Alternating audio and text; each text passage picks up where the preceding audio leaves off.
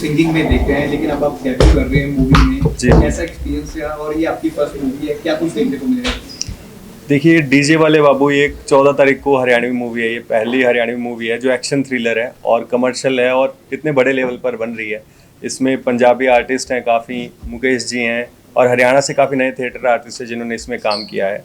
और इसमें हमने हर एक शिकायत जो एक हरियाणवी बंदे की रहती है फिल्मों को लेके, जो कि रिस्पॉन्स इसी वजह से नहीं मिल पाता कि उनको क्वालिटी नहीं दिखती है। वो कहते हैं कि क्वालिटी नहीं हो रही या फिर म्यूज़िक वैसा नहीं हो रहा है। तो इसमें हमने सारी शिकायतें दूर करने की कोशिश की है।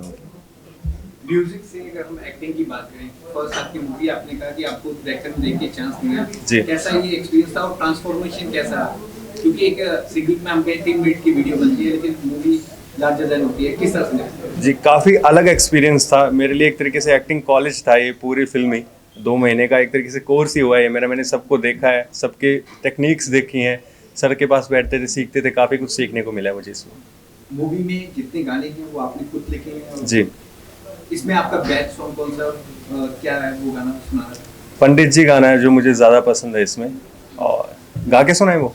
ओके। 2 लाइन दाब न माने कदे किसे की जने खणे गेल लड़या रवे, मार का बोतल ला के रागिणी गाड़ी के मां पड़या रवे, हाथ काट के खिड़की तयो गोल चलावे छोड़े मैं, डांटे तजे डटदा हो तो डांट लियो इस घोड़े ने, पंडित जी कह गया कुंडली मैं मौत लिखी इस छोरे के, डांटे तजे डटदा हो तो डांट लियो इस घोड़े ने। फिल्म में ट्रेलर देख के ऐसा लग रहा है कि आप एक गैंगस्टर की भूमिका निभा रहे हैं। जी। किस तरह से? गैंगस्टर नहीं, वो एक मिडिल क्लास लड़के की कहानी है। और एक डीजे वाला लड़का होता है हमारे यहाँ, जैसे डीजे हरियाणा में अलग चलता है पिकअप और ये गाड़ियों के ऊपर लगा के चलता है, तो उसी कॉन्सेप्ट के ऊपर है। वो लड़का डीजे चलाता है और उसके आसपास की कहानी कि उसकी ज़िंदगी कैसे बदलती है, उसके ऊपर ये कहानी है।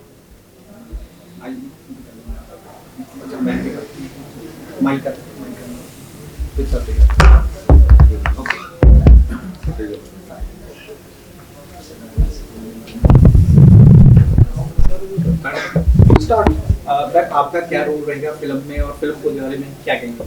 वो तो आप देखिए 14 का मूवी देखिएगा, उसमें पता चलेगा कि मेरा कैरेक्टर क्या है। और मूवी का एक्सपीरियंस मेरे लिए बहुत अच्छा रहा because it was first for me. तो बहुत कुछ सीखा मैंने, मुकेश सर से भी सीखा हुआ, मनदीप सर से भी सीखने को मिला, ऑल राउंड सबसे ही मैंने बहुत कुछ सीखा। अगर हरियाणवी में हम कहें तो उस लेवल पे फिल्म ही नहीं बन पाई है, क्या ये उस स्टेप की ओर जा रहा है जैसे पंजाबी में हाँ जी। सिनेमा लार्जर देन हो गया है, उस हाँ जी। में जा रहा है? बिल्कुल जा रहा है। तभी मेरे को लगा कि हाँ यहाँ काम करना बेस्ट था, क्योंकि यहाँ अभी तक ऐसा कुछ हुआ नहीं था हरियाणा में, मूवी का कुछ कंसेप्ट ऐसे आया नहीं था। बट ये एक न्यू जर्नी है हरियाणा के लिए, तो इसका पार्ट बनने के लिए मेरे लिए तो बहुत अच्छी बात थी।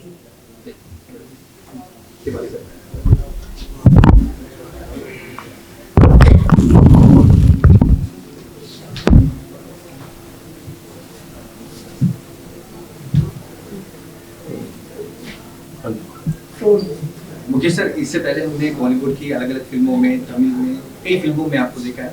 फर्स्ट टाइम आप रीजनल सिनेमा कर रहे हैं हरियाणवी में, किस तरह का एक्सपीरियंस था? मुझे लगता है कि एज एन एक्टर ये गर्व की बात है मेरे लिए कि मैं अपने हिंदुस्तान के एक अंचल को और छू रहा हूँ। और हरियाणा में बहुत पोटेंशियल है और बहुत अच्छे कलाकार हैं, और हरियाणा की संस्कृति बड़ी गहन है, बड़ी गहरी संस्कृति है।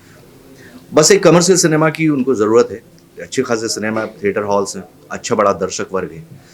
और मुझे लगता है कि लोकल टैलेंट के लिए ये बहुत अच्छा होगा कि यदि हरियाणा की जनता इस तरीके की कमर्शियल हरियाणवी फिल्म को प्यार देती है और पसंद करे, तो एक नई इंडस्ट्री पैदा होती है, नए कलाकारों को काम मिलता है और नई संभावनाएं जगती हैं।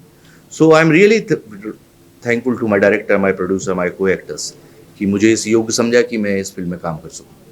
आपका इस फिल्म में रोल क्या है? रोल के बारे में?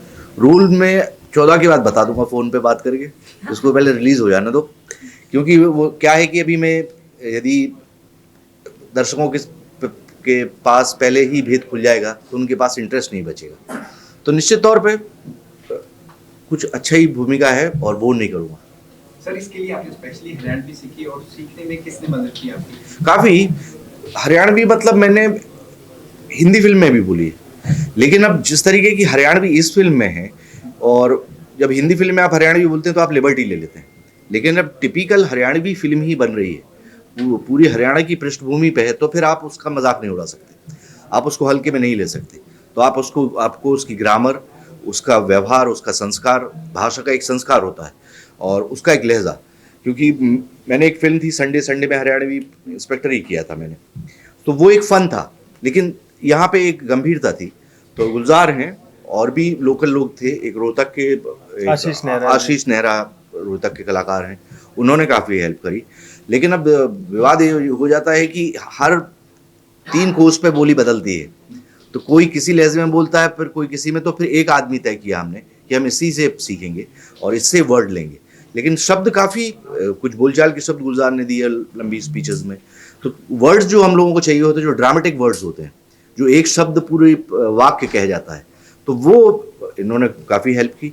और मुझे लगता है कि जब किसी अंचल का या बोली में या किसी दूसरी भाषा में आप काम करते हो, तो आपको उसका सम्मान बरकरार रखना चाहिए, क्योंकि वो एक अपना हज़ारों साल के इतिहास के साथ वो बोली विकसित होती है, भाषा विकसित होती है, तो उसको हम अवे नहीं ले सकते कि इसको डबिंग में कर देंगे।